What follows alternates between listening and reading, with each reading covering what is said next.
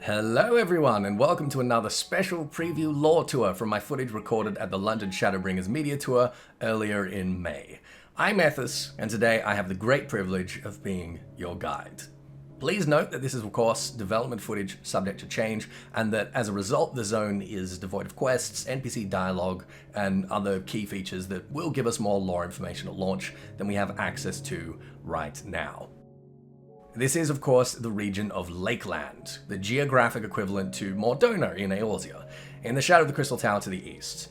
To the southwest, the titular lake of the zone, named the Source, probably alluding to the belief that, like Lake Silvertear, it represents the source of all ether in Norvrant, the main artery between the land and the lifestream. Ilmeg lies to the north, Erang to the south, the Crystarium and Crystal Tower to the east, and beyond it, the Vraktika Greatwood.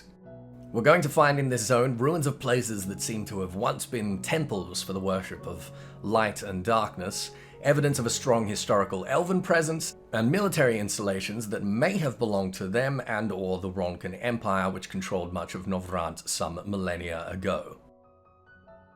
Most of these ruins currently serve as outposts for what we have taken to calling the Crystal Alliance as a placeholder for the actual faction name, the Alliance of survivors from various fallen civilizations across the First, based in the Crystarium.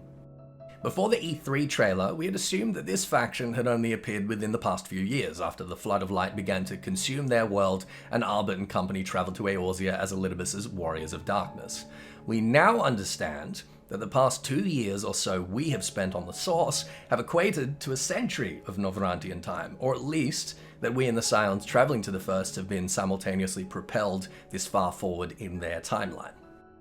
This time compression helps us explain a few things. We know that the Crystal Tower at some point suddenly appeared on the First, and that the Crystarium was built afterwards, and we posited that this must have happened further in the past than its reactivation in A Realm Reborn. Now, it's not so clear that something about the storyline of Noah and the Warrior of Light investigating the tower in A Realm Reborn didn't, in fact, cause its coalescence in Norvrant 100 years ago, around the time that the Flood of Light was beginning on the First and Albert traveling hence to the Source. Secondly, it helps explain why there is apparently a Novrantian legend regarding the Warrior of Darkness being destined to save the world. This probably originated around the time Albert took up the mantle as well. Now, this all helps us understand the context of the zone a little better, but it's not really why we're here today. So let's get into it. We started the Aetheryte closest to the gates of the Crystarium in the east of Lakeland at Fort Job. The NPCs here bear the uniform of the Crystal Alliance and represent a wide variety of races and clans as we would expect. The Fate Trader expresses surprise at the relative safety of the roads through Lakeland. We're not sure what stage of the MSQ progression this observation comes from, but it reveals to us that even so close to the Crystarium, the garrison here is well used to incursions by the Sin Eaters and other hostile parties that we're going to learn a little about today. We can also see the first tier of Fate Crystal tradables, the writing map, orchestrion roll, some barding, and an assortment of crafting mats. We can see contemporary furnishings and the flags and iconography of the Alliance. It's interesting that although this ruin seems to be permanently occupied, the Alliance evidently lacks the resources and/or manpower to actually restore it. Immediately to the north lies the ruins of the Church of the First Light, with a roundel window frame, which will soon become as conspicuous a symbol to us as any of the icons of the 12 in Eorzea. The fact that the Alliance has not occupied this building, despite it being a part of the same compound as the fort, bespeaks a kind of reverence for the place that makes me think that the associated religion in this place is far from dead. Either that, or they're afraid of the place of worship, of the power that is currently consuming their world. But if that were the case, they probably wouldn't set up camp right next door. Immediately underneath the church, we find another temple in the dark. This one has fresh wooden pews, another evidence of recent visitation. As was implied by the cave paintings of the E3 trailer, it seems that light and dark worship were both important parts of a single cult long ago. It stands to reason that the Novrantians currently only appeal to the darkness. As in the Crystarium, almost none of the NPCs in this build have any dialogue, and the ones that do they don't illuminate much for us. We see here as well an Amaro Porter, the dark avian-esque beasts serving as the main means of long-distance travel and presumably as the cavalry for the Alliance. We can also see some frustratingly low-res maps of Navrant here. As someone that has seen a full map but was not allowed to copy or photograph it, I can tell you that it is vaguely the same shape as Eorzea, and that we're currently situated around about here. The monotone gradient of both the geology and fauna of most of the zone, whilst striking and quite beautiful, is probably caused by the ethereal imbalance and steady draining of the land precipitated by the flood of light. From Fort Job, we move shortly south to the Ascensa Gate. As in the Crystarium, we're going to find that many of Lakeland's place names hold a great deal of religious implication. An ascensor was basically a dude that would tend to the candles in Roman Catholic churches and abbots. Not the most enthralling job, but no doubt an essential one at the time. In a more abstract sense, as is probably implied here, an ascensor is someone that keeps the light alive so that others may navigate through the darkness. The short valley behind the Ascensa Gate is called the Exarch Gate, referring to the title held by our mysterious Crystal Hand friend, known to us now as the Crystal Exarch, and the de facto leader of the Crystarium.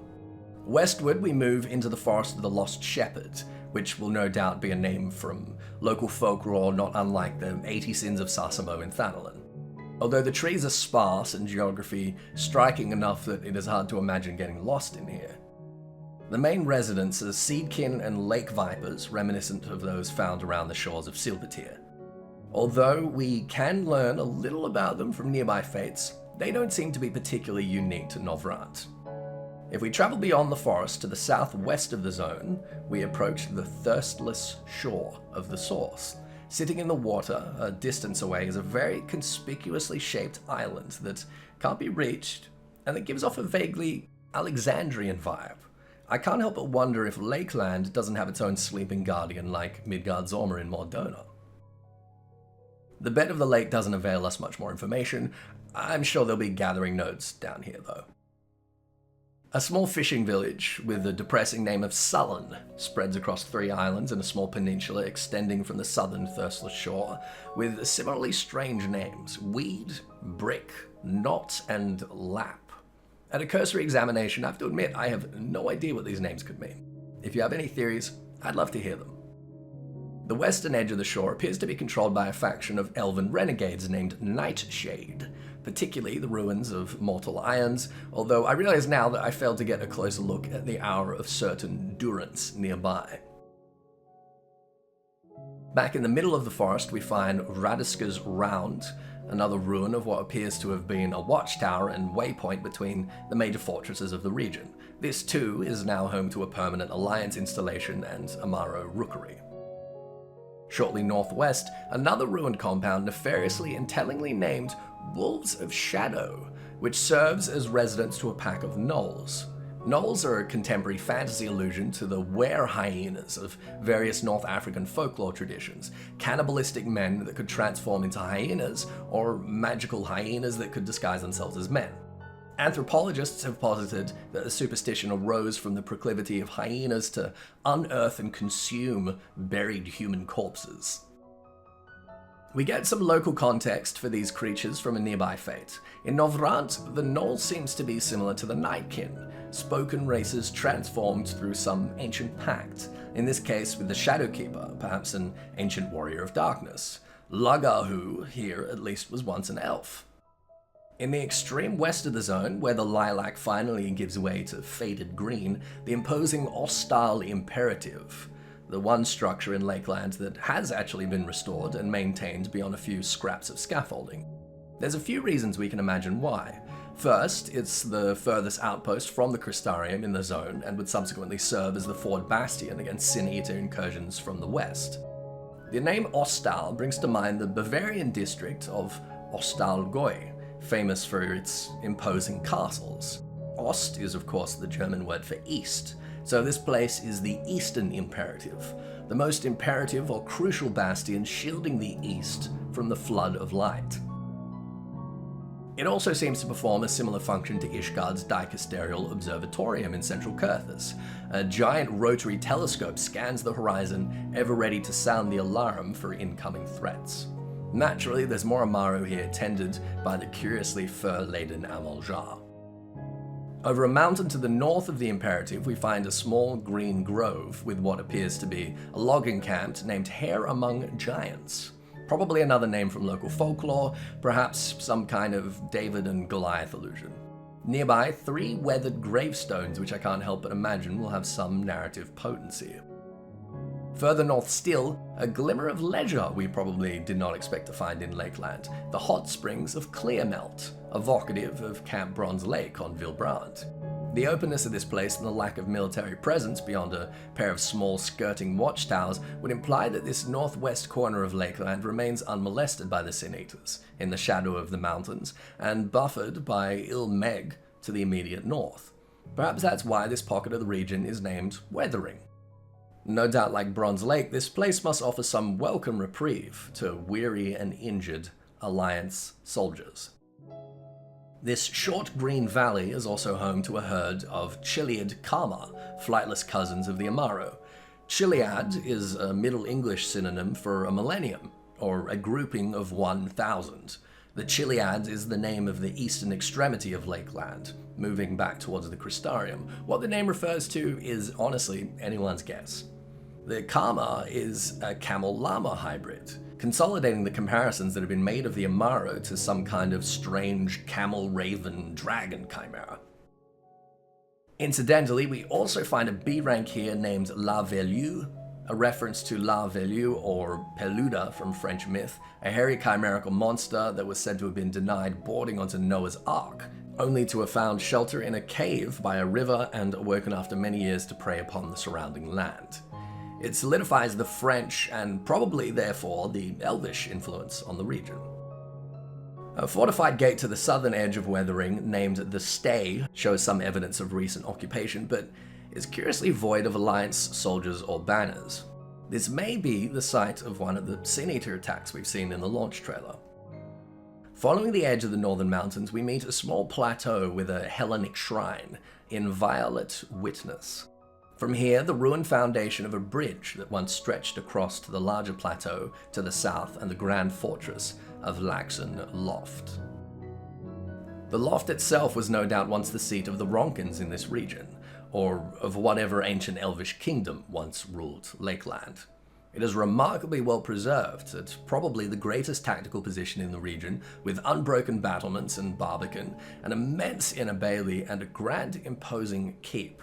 We have to wonder, therefore, why it has been left in the stewardship of the elven undead. Perhaps the name of the keep, the Hall of the Thrice Born, offers us some clue. Some great, indefatigable undead lord could be killed twice and thrice born, unshakable from his or her seat. So too could an echo wielder, some warrior of light or darkness, or an Ascian. Perhaps Arbit was more ostentatious than us, and this was once his home, now left abandoned in fear or superstition. In any case, Laxen Loft is the most salient feature of Lakeland and will no doubt hold some significance. To the extreme northeast is a relatively flat and mostly deforested area named the Northern Staging Point, by a gate that leads to where we cannot yet say, but apparently somewhere that has need for a marshalling point nearby. And some distance to the south, road to Raktika. Continuing south returns us to Fort Job, and more or less concludes the time that I spent exploring the region. So, that's it for Lakeland, the territories of Central Novrant controlled by the Crystal Alliance. I hope you enjoyed this tour, and that with a number of unanswered questions and unresolved speculation, you're all as excited as I am to learn more in Shadowbringers. We still have Ilmeg to check out before launch, so remember to subscribe if you want to catch that, and the post-launch content we'll have coming down the pipeline, and ding that stupid YouTube bell if you want to actually get notified on new videos. Feel free as well to drop in on Twitch sometime where I stream full-time. I will of course be covering Shadowbringers extensively at launch, and we have rambling lore discussions on a pretty regular basis. You can find links to that as well as Twitter and Instagram in the description below. Thank you all so much for watching, and I will see you in Novrant very soon.